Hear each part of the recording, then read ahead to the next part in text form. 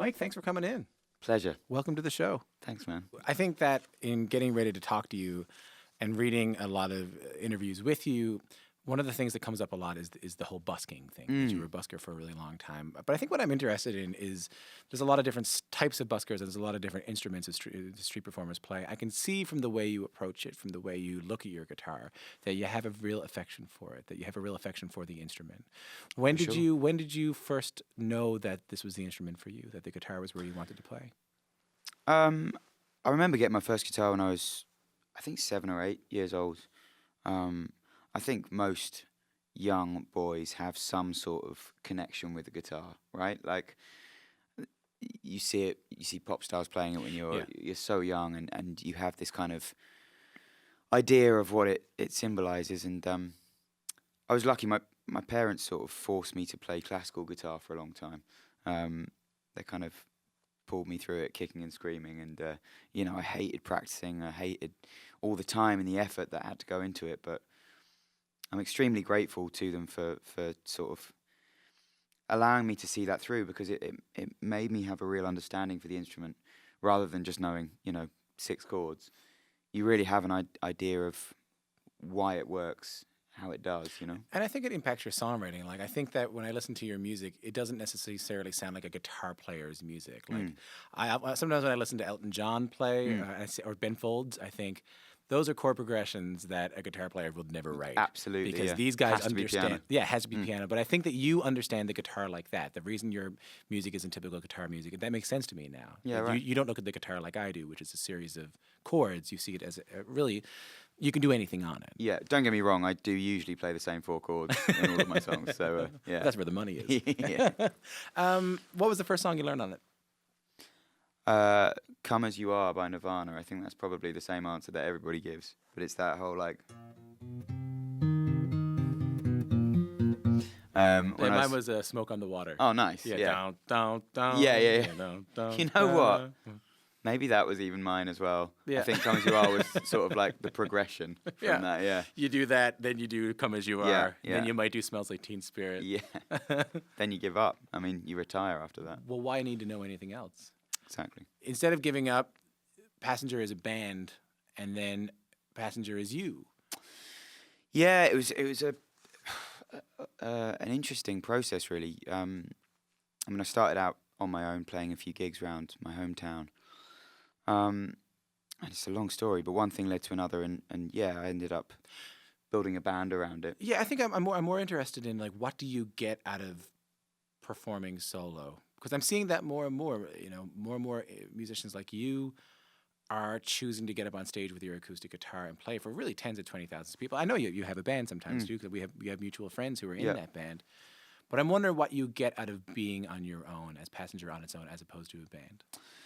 I think early on it just meant real flexibility, and the ability to, hop on a train with a guitar and go and play a gig for $25 because all you need to do is feed yourself. You don't need to get hotel rooms for a band. You don't need to check if the drummer and the bass player are available. There's this real sort of spur of the moment thing, which comes from being a solo musician. But that being said, the nice thing about having a band is when things are hard, or you're in say if you're playing in Denmark or you're playing in Toronto. Those are the only 2 places I can reference, by the way. Either or, yeah. Those are really your options. Whether you're playing Denmark, the country, or Toronto, the city. Yeah. And you find yourself just back and forth between the two. I mean, I don't know how you do it. It can be scary, and it could be different. I mean, the rooms start looking the same. Every arena is kind of the same backstage. Having a band there is someone to share it with. And you've never, in your early days, I should say, been someone to have that. I would say it takes a certain amount of courage to do that as well, that a lot of people wouldn't have. You know what? It's funny. I've only just started playing with the band again after years of playing solo. And it's only now that I realise these things about playing solo. When you're doing it, it's just a gig. That's what it is. That's the reality of your life, of your environment, and you don't, or I didn't think too deeply about it, but now I have a band around me. There is a comfort about that, touring with a bunch of mates, and if it's a hard gig, you can all feel it together. If it's a great gig, you can all feel it together. Yeah. I think that's, it's something that I've only realised recently is how hard those solo shows have been. You know, it's also having to conjure every moment yourself. You have an acoustic guitar and a voice and some terrible jokes, and you have to keep the whole show going on your own, and that's exhausting, man. It's really tiring. But paint me a picture, though, of the rewarding moment. Like, I can only imagine what it's like to stand there. I mean, to have a band is to have backline, is to have drums, but there's something that I often think about stand-up comedians and what a lovely world they must have if they're at a certain level, because you're standing there on your own with nothing but your voice, Such freedom. a few bad jokes, and these songs. Paint people listening to this on the radio a picture of what it's like to look at a sea of people that you're kind of facing down by yourself. Yeah, that's the most amazing thing about playing solo is this unbelievable sense of freedom. And you know, you can take the gig wherever it needs to go. You can play a song that you wrote 7 years ago that no one ever heard before. You know, with a band, it's not quite that easy. You know, you have to all be on the same page, and the set list is, you know, fairly set in stone. But it must be amazing to look out and see 10, It is. 20,000 people, and it's just you. It's completely bizarre and not something I can really put into words. You know, I remember when a 500 cap venue would feel like a stadium to me, you know, back in the day. And it's really funny how the goalposts constantly move, you know. Once you get used to playing 500 cap rooms, then, you know, those 2,000 cap rooms, they feel huge. They feel scary and terrifying, and you come off feeling elated. And I've been lucky enough to, you know, I'm good friends with Ed Sheeran, so I've supported him around the world, and I got to play Wembley Stadium with him, you know. Yeah. So it's bizarre, you know, you kind of go through all of these different stages. And I got to the stage when I was supporting him where I'd walk out in a stadium, you know, in front of 60,000 people, and there'd be something that felt fairly normal about it after a while. It sounds insane. Yeah, it does. But I think humans are very good at adapting to new surroundings very quickly. I think that's why we're such a successful species, you know. I mean, but both of you, I don't know how either of you do it. I watch him, and he's up there, and I think, man, Sure. hire a few people, like have some company up there. Yeah. No, he's facing down. You've done well enough. Get a drummer. Yeah, Yeah. yeah. Ed, if you're listening to this, Yeah. come on, Yeah, now, buddy. fork out, man. Yeah. Come on. Don't be so cheap. He's phenomenal. Like, he's a constant source of inspiration, really, to me, because anything that I'm doing and that I find challenging, I have that moment of, like, what would Ed Sheeran do? You know, because he just goes into situations so fearlessly, you know. And so young too. Yeah, I know. He's crazy. It's remarkable. As you mentioned, you get up on stage and play a song from 7, 8 years ago. You are incredibly prolific. I mean, I heard about you, as everyone probably around here heard about you, which was the Big Let Her Go song. Yeah. But then, since we have mutual friends, when I was hanging out with them and talking about you, they said, no, I mean, he has years and years and years and hundreds of songs that you don't even know. No one's even heard. So is it getting harder or easier to write new music now? It's funny, once you have first of all, I never expected to have a big single, because when you're a busker, you're playing to 5 people a night, you don't really expect a mega hit to land in your lap, you know. So it's a wonderful surprise to have it happen. And I think it's funny when it does happen, is that suddenly there's this expectation for you to keep on writing these huge hits and turn into Elton John, you know. And I was never planning to have one, you know. So there's this weird pressure all of a sudden where it's like, unless you do another song like Let Her Go, it's going to be deemed a failure, you know. It's like, and I kind of got sucked into that for a while, and I was putting all this pressure on myself to write some other huge hit single. And then you have to remember, it's like, when I wrote Let Her Go, I didn't do anything special. I just wrote a song, you know. And it happened to, you know, be poignant and connect with so many people. But you can't, I think the worst thing you can do is try to do it again, you know, because you end up making music by committee. You make songs that you think are going to make a ton of people happy, and in the end you make no one happy, you know. So I learned pretty quickly that actually I just have to keep on doing what I do and make music that I'm proud of, write songs that I love, and you know, if it connects on such a mass level again, then great. If it doesn't, who cares, man? Like, that isn't the reason I started making music. It's because I love writing songs, I love playing them, and whether it be Wembley Stadium or a street corner, you know, it doesn't really matter. But I mean, I think that's such an interesting perspective that almost no one else has, because typically when people have it such a big hit, not all the time, but it happens early in their career. It'll Yeah. be this first or second or third I song was a they put grizzled out. road dog by the time it happened to So me. what do you get that other people? I don't want to focus on that old song too much, but that's all right. what do you get out of? What do you think? Yeah, is the advantage of having years behind you, being a grizzled old road dog before you have this big hit, as opposed to getting it right off the bat? Oh man, I feel so lucky that didn't happen. I think by the time it did happen, it was still a really sort of confronting experience. You know, suddenly you're going on TV and having to do these live performances. I went on festival stages in front of thousands of people. All of a sudden, you have to adapt very quickly.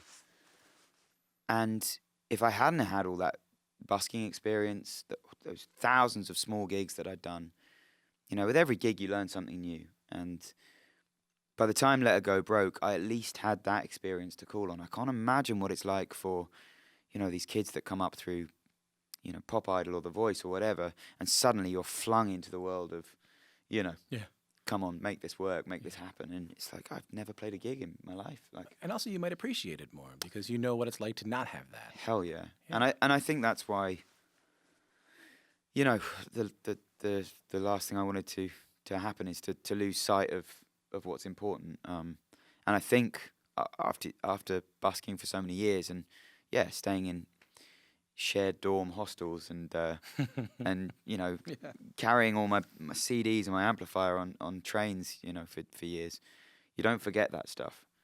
And however cushy it becomes, however plush the hotel rooms become, you appreciate it. You really remember what it was like before, and I think that's important.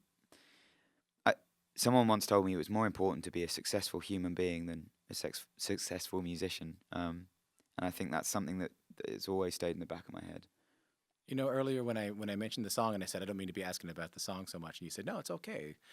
Obviously, you're still owning it. You just recently made this video of all the different cover versions of "Let Her Go," and you posted it on YouTube. I mean, I should point out this song has it's one of the I think 46 videos, over 1 billion. Yeah. I can't imagine wrapping my head around. We were aiming for 2 billion, so it's seen as a real disappointment. You know for what? us. Keep trying. Yeah, thanks. Keep man. going. Thank you. You know, now that we're going to play together, Yeah. we Look might- out, YouTube. it's coming. Yeah. I think for me, it's look out you too, because Yeah. they're the only people who like me playing. think Tell me they're the tell me about yeah, she's around. Tell me about that decision. Tell me about putting together that compilation of everyone singing your music. Yeah, you know what? It was one of those things that it was one of the best things to come out of Let Her Go. I think was all of these amazing cover versions that started popping up all over the place. Some of them brilliant, some of them absolutely horrendous.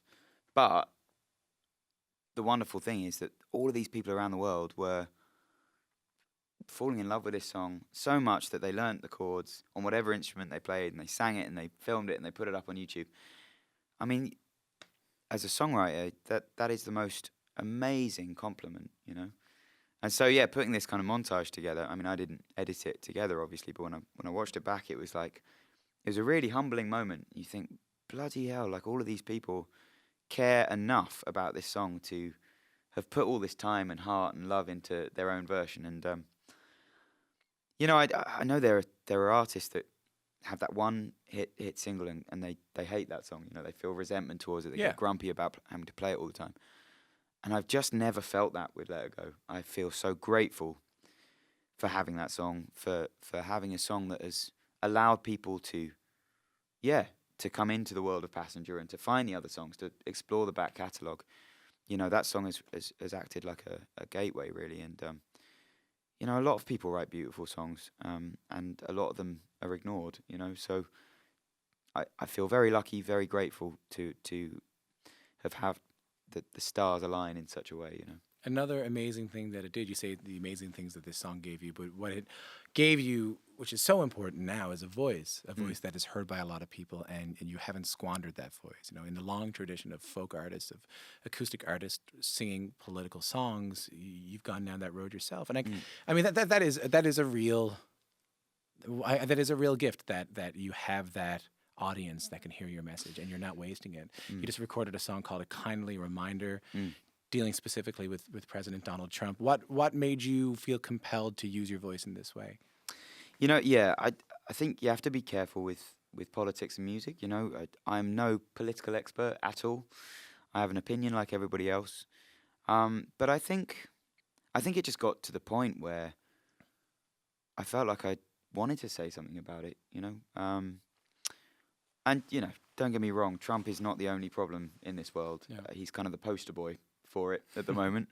We have our issues with the same kind of thing in the UK at the moment, and obviously France and all over the world. We're seeing this kind of swing to the right happen. I wrote the song as a joke backstage, and we were kind of messing around, and I wrote this silly song about Trump, and then I kept on kind of thinking, actually, maybe it's a responsibility to put this out. What do you mean by a responsibility? If you're an artist, if you're a folk artist, as you say, look at Dylan and Neil Young and people like that. They recorded and released a bunch of controversial songs that would alienate a proportion of their fan base, but it was more important to voice how they felt. It was a different time back then. I think I think a protest song was a lot more common back in those days.